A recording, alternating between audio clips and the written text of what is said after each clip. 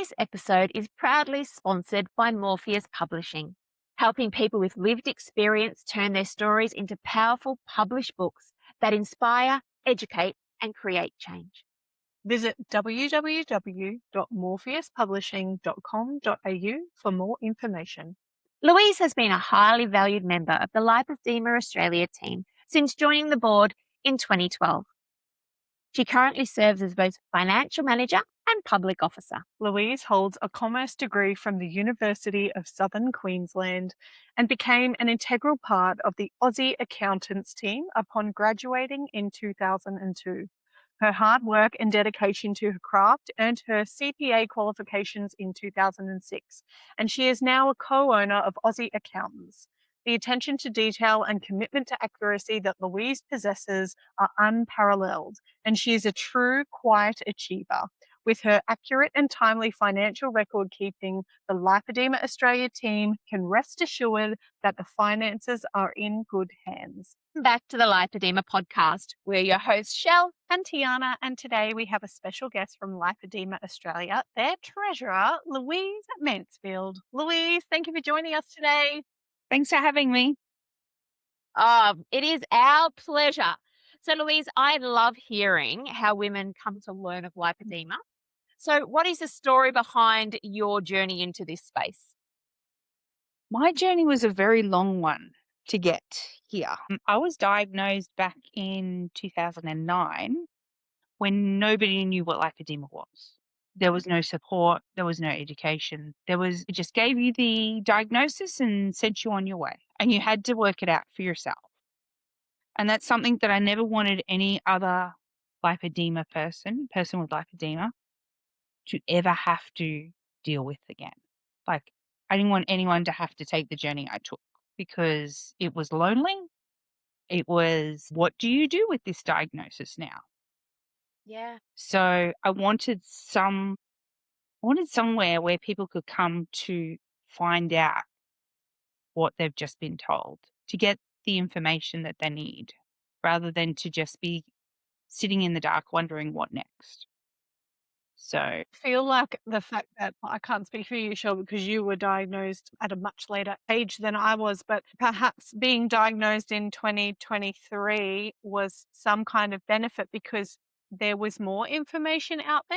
Not a lot, but definitely more accessible. And so all the way back in 2009, I could imagine it would be like finding a needle in a haystack. it was. I Googled it, as you do when you get diagnosed with something, and all that came up was the Heinz information back from 1943 Wow. that Wow. defined what it was, and that was all there was.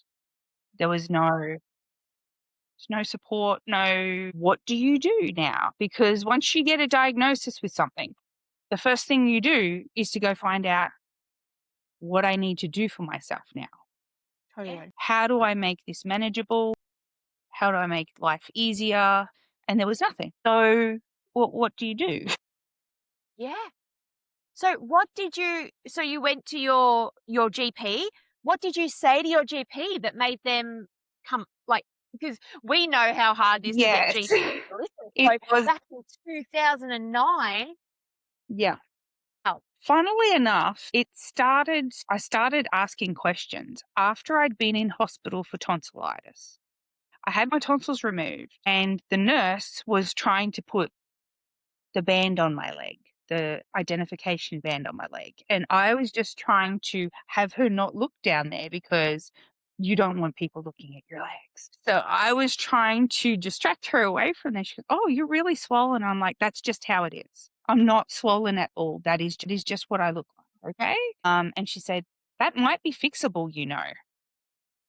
Because she said, I think you need to go and ask the doctors for answers because this is not right. Something about this is not right. And I said, okay, I thought that was just my shape. Yeah. Because everyone has a different shape. Some people, their fat sits on their hips, some sits on their belly. Like, I just thought that was my shape.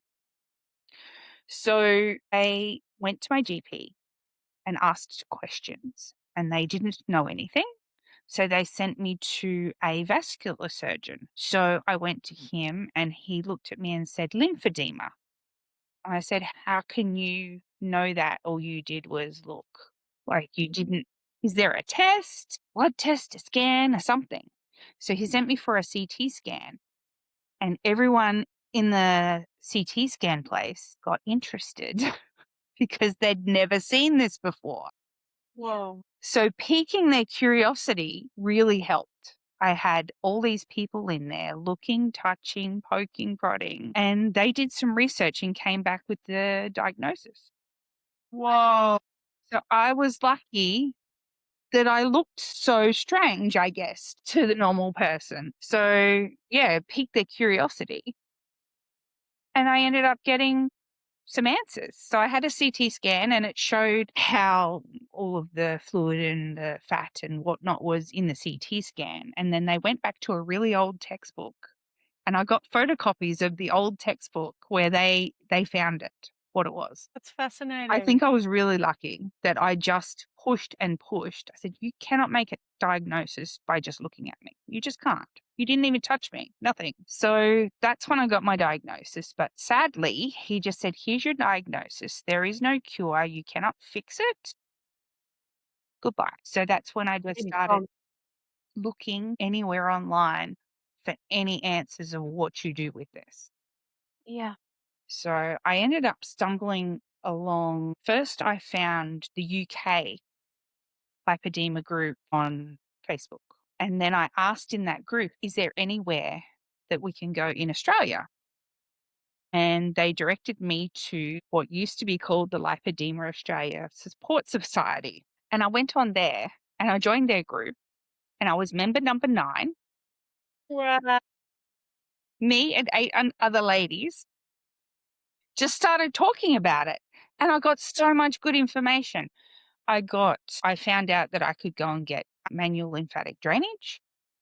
I found out I could go to my physiotherapist to get on the pneumatic pump. I found out about dry brushing, found so many good bits and pieces. So after finding that out, I went and looked for lipedema clinicians, since lipedema clinicians weren't really a thing. Like physiotherapists that do lipedema wasn't really a thing. So I thought, well, I'll look for lymphedema and see if someone in that scope knows about lipedema. And I hit the jackpot.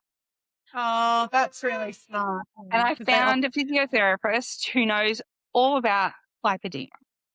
Yay. And I still go to her now. Wow. So she got me into compression stocking. She started doing the manual lymphatic drainage, and I used to get on the pump and all of that stuff. And over all those years, I've managed to stay stable, which to me is a win. Absolutely a win. Yeah. So that's how I came to be. And then a few of us in the Lipoedema Facebook page decided that let's try to do something about it. Let's try to form a group where we can support each other and we can throw these ideas around of, oh, I've tried this or I've tried that, or have you tried doing this? Let's really help people, because we don't really want people to be in the position that we were all in, not knowing anything and having nowhere to go, have no one that understands you or what you're going through. So we kind of just started it out thinking that we were just going to be a support group on Facebook and just be able to share stories and complain if we're having a bad day or whatever. And then it just grew from there. Wow. So I just say there was 9 of you to start with. Mm-hmm. Louise, I just had a look in the Facebook Australia group and there is 17,000 of us now. Oh my goodness. Who knew that there were so many of us? Who knew? You started a movement. You started the People that movement. don't know. Well, that's exactly Like, right. there's infinite amount more people that don't know. And then as we got established and we started doing things on TV, like I think Carla did a session with some TV program it was that aired. Like there were a few of the ladies that decided to be brave and show their legs to the world. And then every time we did that, we got another influx of people who joined the website, joined the Facebook page. And it just grew so fast. And before we knew it, we had this full on business, if you like, organization that was actually doing good and helping people and educating people. Yeah. And then we started doing the seminars. Our first seminar was in Sydney. It was a sellout at 50 people. And we all ran it ourselves. Yeah. We had one speaker and the rest was just us talking about our experience and things. And then it just grew from there. The community is so important. And that's what you It did. is. You built a community. Yeah. Yeah. So proud of where we are Oh, now. you should be. As you Yeah, should be. Yes, what an extraordinary story. Yeah. Yeah. And I look back and I kind of have to pinch myself and have a chuckle to myself that we weren't really aiming for this. This is not really what we were aiming for. We weren't aiming that high. We were just aiming to be a group that could help each other out with empathy, understanding. Here's some tips. I'm sorry you got diagnosed. Here's all the things that you should try. That's all we were really going to do. And somehow now we're just like, I'm just amazed that people are really taking us seriously because forever we were in come to you. ALA's shadow forever. Yeah. Interesting. And now they're contacting us to see if we want to do things. Yeah. But you're now the peak body. Like Yeah. you're the Yeah. go-to place. Yeah. And I never really anticipated that's where it was going to go, but I'm glad it did. Yeah. I'm glad it did because like you guys, you had somewhere to go when you got diagnosed. You Yes. Googled and you found us. We found you. So you didn't have to go through all that, I don't know what to do with this and I'm all alone and no one else has this disease. Like you really think that there's not many people who have it, but there are. Clearly there's 17,000. Yeah. That know of it, that have know heard of the it. word and have looked to search it out. But the beauty of it now is like you've expanded from I'm not going to say just a Facebook group, but from those humble beginnings as a Facebook group to now be like have a website and a store and have all these affiliations with people so that the community is learning more and getting more. Yes, yeah. And we just need to get more of the medical profession involved because I still see a lot of GPs that know about it and understand what it is, but they don't know what to do with it. Yeah. They say, here's your diagnosis. Now I don't know. So we need to tell them these are the things that we should try. Try this, try that, go here, go there, do that. Because we know all the answers because we've done it. Yeah.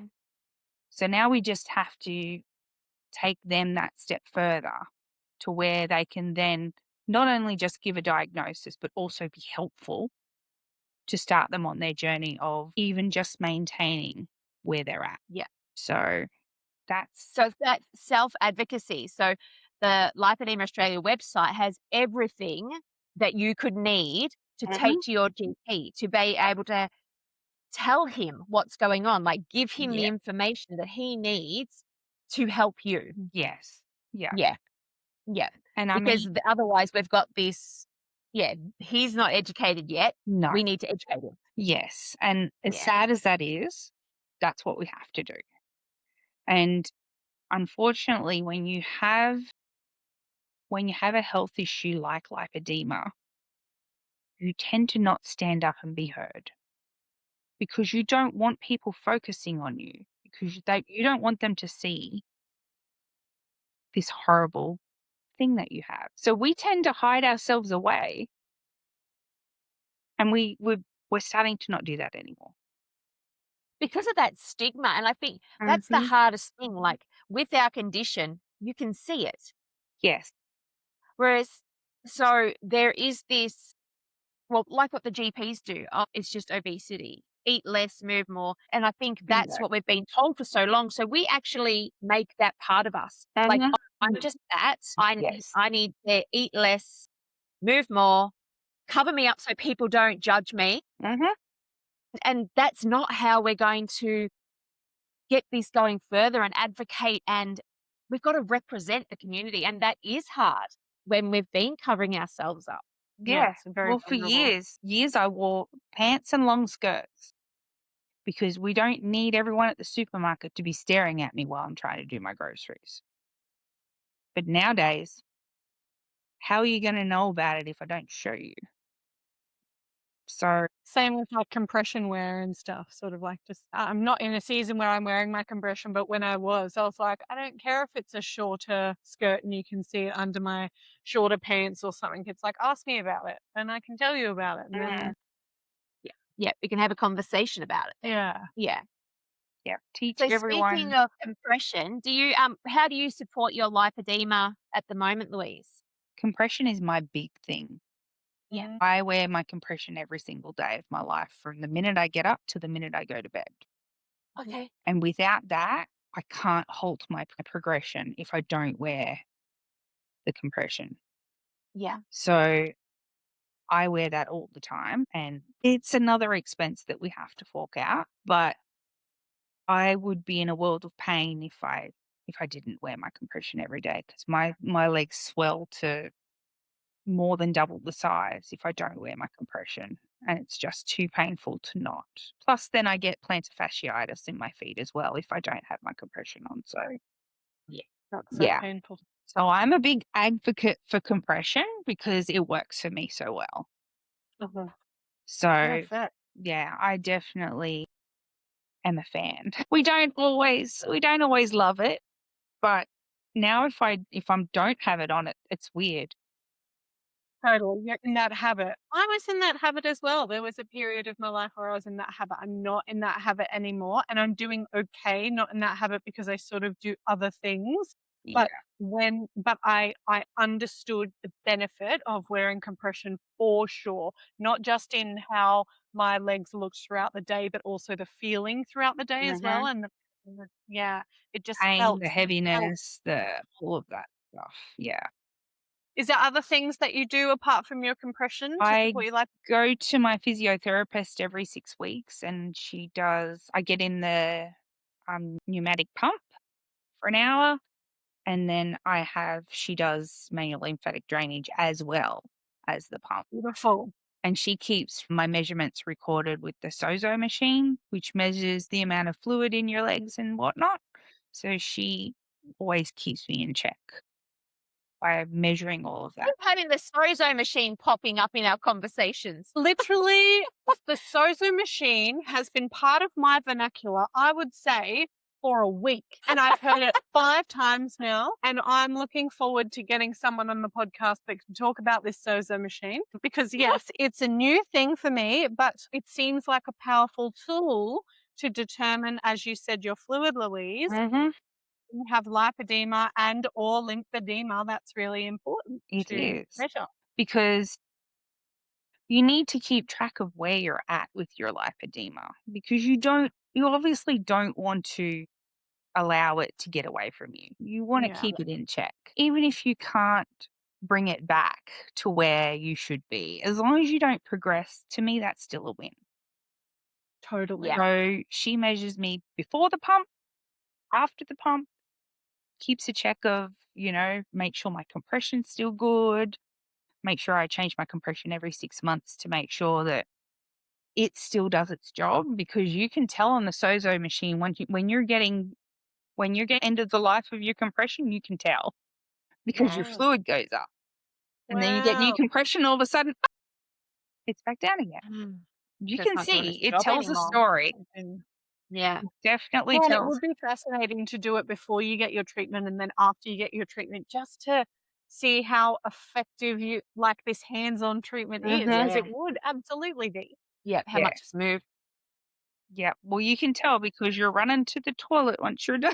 Yes, absolutely. Which is so annoying when you are wearing compression to get that on and off again with the Oh, yeah, that's true. But I mean, you become really efficient at getting it on after Yeah. a while. I bet you do. After all the Keep years your I've nails been wearing short. it, it's so easy for me to get it on now because I have a system. Yeah, the system, yep, and that just goes with the habit as well. So, I'm really curious. Can you give us some insights into your role in Lipoedema Australia? So, as the treasurer and a public officer. Yes, yep. So I've been doing that now for 14 years. And basically, I'm the money man. I basically take care of all the money. So, payment of bills, keep the financials in check, profit and loss balance sheet, all of those things. That'd be a big job on conference years too. It's a huge job on conference. Yes. It's funny because people say, phew, the conference is over. Now we can relax. It's like, no, I cannot because Louise I can never still have relax. to pay all of the bills that are left over from the conference. So my work is still going to go for the next month trying to tidy up post conference. So yeah, it's a big job, but much less than it used to be because in those early days we didn't have a way to sell the tickets. It was all just on me to process all of the people used to just transfer into our bank account Wow. for the tickets. And I used to Yeah. post them out a receipt. So it's come a Amazing. long way, I have to say. It's come a long way. But still, yeah, managing all the finances for that. And then, of course, I prepare for audit and make sure that we retain our deductible gift recipient status with ACNC, keep ASIC happy, all of those places. And now So it we is a business, even though it's a not for profit. Like you've got to run it like a still, business. You've yes. still got to do, yeah. Okay. And honestly, you have to be more strict because you're not for course. profit. You have to really make sure that your paperwork is in order because when it goes to the auditor, of course, they're going to check everything. So you need to make sure you have all your ducks in a row. So that's been my task over the last 14 years is just keeping everything on track, keeping us on the right side of ACNC and ASIC and all those places, making sure that we keep going. So that you can do the advocacy that you do. Yes. Yeah. Yep. Because You really without are the our best part. fundraising, you can't really do much of anything. Yeah, absolutely. Yeah. Still got to keep the lights on. That's We do. right. Vigorously. We don't really have an office and lights, but No. all right. But I mean, so thankful to all of the volunteers that put in a countless amount of hours and work away from their families, sometimes away from their paying jobs to support Lipoedema Australia. So, I mean, everything could be a lot more expensive if we had to pay people to do things. So, Yeah, for Yeah. sure. Yeah. we're So there's really, no paid employees at Lipoedema Australia at this stage, is there? it's all volunteer, All all volunteers. volunteer. Pretty incredible. So, it is when you think about it.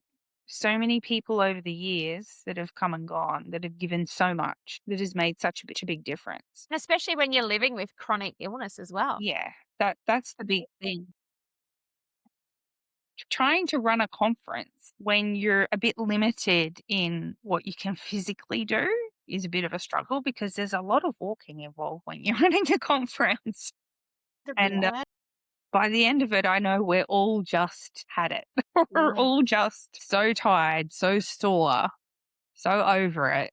But it's worthwhile to see the end result. It's so worth it. Yeah. Yeah, I've been to 2 of the Lipoedema Australia conferences, and I can honestly say they were just pivotal points in my understanding of this condition, and also just such a pleasure to be around this community. It's such a special, passionate community. Yes. Yeah. Very supportive. Yeah. It is. And the connections you make at those conferences Mm. are almost as valuable as the education you get there.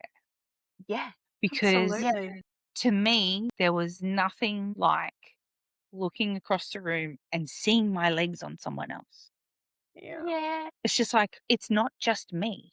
It's you have the same look that I have. And, you know, when you go all your life never seeing anyone look the same, and all of a sudden you've got a room full of legs that look just like yours, it's just validating. Yeah. I bet it would be. Yeah. I'll never forget that first Sydney conference with the 50 people, how many legs I saw that were mine. Yeah. Wow.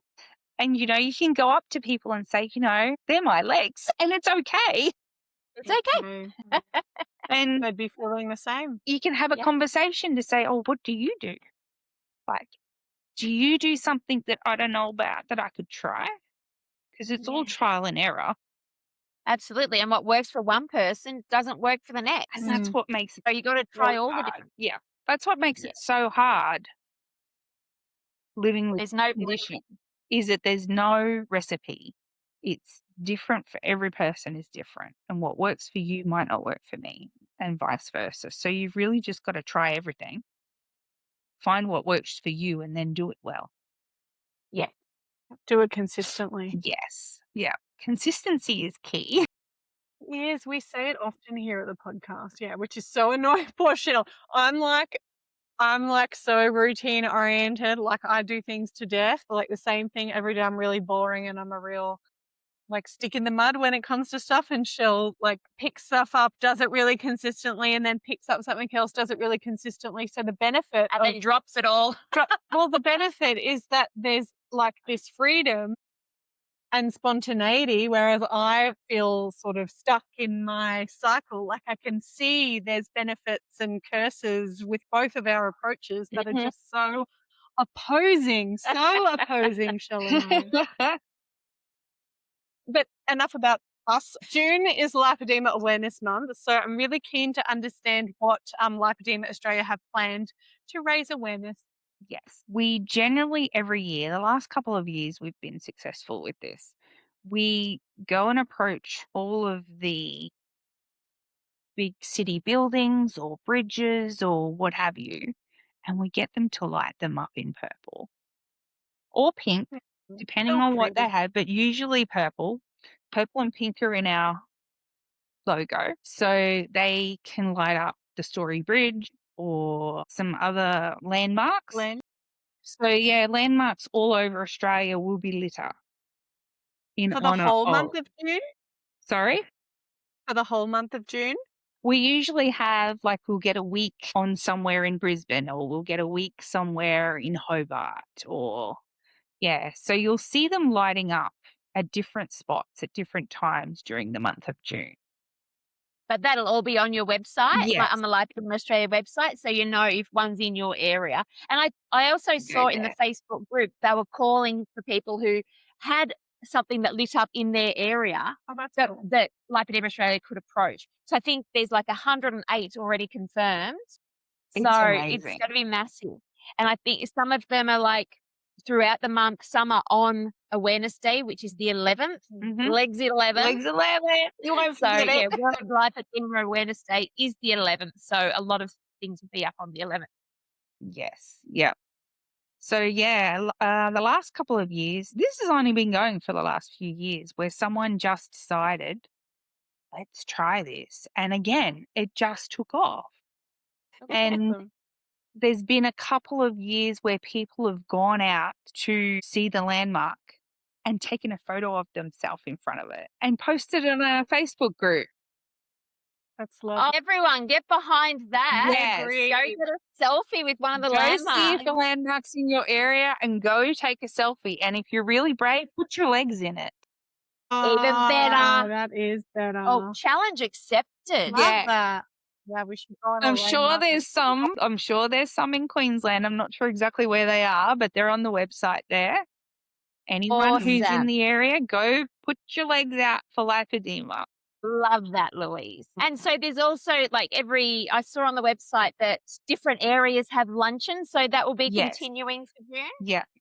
They go all year, but we tend to push them more so during the month of June, just to see if we can get some more people involved.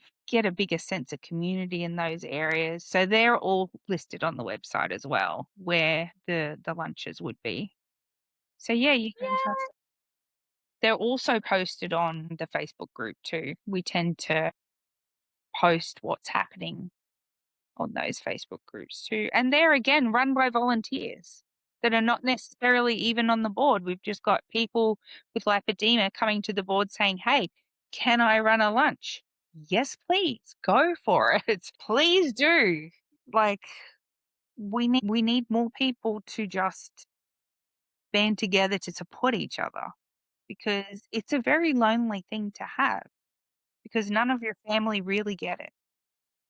And some of those rural communities, like, Mm, they really need to band together because They there's do. less of them there. That's So if true. we can get some, ladies in rural communities, if you are listening, find some other lipedema ladies and go out for lunch or Yeah. morning tea or go for a walk. Do something together. Yeah. Build community in your local area. And if you're on the Facebook group, just throw a post up to say, hey, I'm in this area. Who's with me?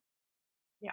Make some connections, because, I mean, there's nothing like having a bit of time out of your normal routine to be able to go and spend time, and you can gripe at each other about how, things are not working. Yay, things are working. Like, you can really celebrate your wins. You can commiserate your losses together. Yeah. It's good to have other people who really deeply understand what you're going through. And Yeah. some days are fine, but some days are a mess, and you've just got to roll with it. But to have The thing someone I with like you, most yeah, have someone the with thing I like you. the most about meeting with other lipedema women is you don't have to explain. No, They know what lipedema is, yeah, so you don't have to go through that whole thing. because that gets tedious too. When Yeah. people say, "Oh, what's the go with your legs?" And it's like, well, then you have to tell the whole story and what's what, and then they don't truly really understand the mental side. The mental load is not spoken about a lot either. It's not just the physical, the heaviness, the swelling, the having to wear compression. It's not just all that physical stuff. It's the mental load as well as of having it and having to deal with it and having to explain to people what it is and what it does. And years ago when it wasn't known, people would just look at you strange, like you just made that up to make yourself feel better. mm, Yeah. How many people looked at me and, yeah, but it's just fat, right? No, it's not. If Yeah. it were just fat, I could just exercise it away. Yeah. But that is not how it works. And No, people just it's think that you're just complex. making up something to make yourself feel better. So you have that challenge on top of everything else. The fact that people Absolutely. just do And not also you understand. start to internalize that Yes. because you've been told that so many Hmm. times that you actually start not believing yourself. Yes. And you start questioning yourself, "Is Hmm. this really real? It's Do I just fat, really have right? it?" Yeah. Yeah. I'm just fat, right? Yeah. Yeah. No. No. I love there's a photo circulating around somewhere, and it is a cross section of fat, and it shows you what normal fat looks like, and it shows you what lipedema fat looks like, and it is very much not the same. It's It's very very much different. not the same. And you Yeah. can physically see the issue with it, that it's not just fat. Yeah. So That's a powerful visual for sure. it is, because when I saw that, I'm like, oh, okay, that makes sense. In my legs. Yeah. All right, Louise, we're up to the last question, my love. Oh, very good. What do you wish someone had told you before diagnosis? I wish someone would have just sat down and explained to me that I didn't cause it. It's just something that I have. It's something that's a part of me that I didn't create, because for so long, you're just told that that is just your genetic makeup. That's just like some people store fat here, some people store fat there, but it's not just about that. It's so much more. And you go through life thinking, why can't I fix this? What am I doing wrong? And to have someone to just say, it's not anything you did, would make a big difference to the way you look at it. to just say, this is just, I guess it's like if you're born with a disability, that's more accepted. But whereas if you're born with this, it's not accepted. So I wish and I hope for women who are just getting diagnosed now, I hope that someone does tell them, and I'll tell them, this is not anything you did. Something that Absolutely. it's a part of you, but it's not who you are. Don't let it define who you are. Love that, Louise. Yeah. Thank you so much for You're joining very us today. welcome. Thank was you so our- much for having me. Thank pleasure. you so much for all of your efforts over the past 14 years, making Australia what it is. Yeah. I'm glad to have made a difference, because when I look back at, yes, I put in a lot of hours to help everything move along smoothly. It was so worth it, though. That time and effort was so worth it, because no one's going to have to struggle like I did when I got diagnosed. And that makes a world of difference to me. Yeah. So, Love that. yeah. Thank you. Thank you. You're welcome. And thank you for your time today. That's okay. Thank you. Bye. Lipedema and its symptoms vary from individual to individual. The opinions and advice voiced in this podcast are of a personal nature and used for educational purposes. Please take away from this podcast what resonates with you, and please see your GP or preferred specialist for diagnosis and healthcare. We are Shelley and Tiana from the Lipoedema Podcast. Until our next episode, bye for now.